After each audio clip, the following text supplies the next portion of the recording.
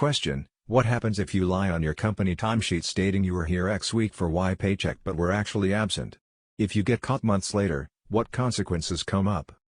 If it's a smaller company, if you are an exceptional worker, and if you are extremely lucky, you'll be able to pass it off as an error, and either repay it using vacation time, or by sacrificing a week's pay in an upcoming check. You might even be able to pass it off as an accident, especially if their accounting controls are so lax that this is even possible. However, for most people, this would be a termination-level offense.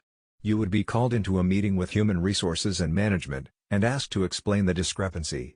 If you couldn't or you admitted the error, you would likely be terminated at that time and not allowed to return to your work area.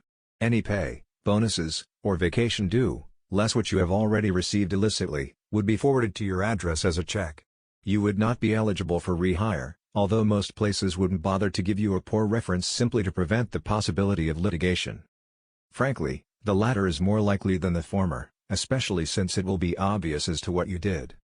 Anecdote: I have personally witnessed a similar situation when a company where myself and another employee were contracting at, paid him for 2 weeks when he was off on disability.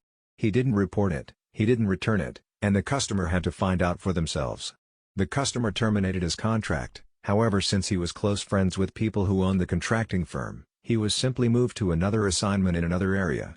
However, in the majority of instances, he would have been fired and blackballed from the industry. So you are likely to be fired when the discrepancy is discovered.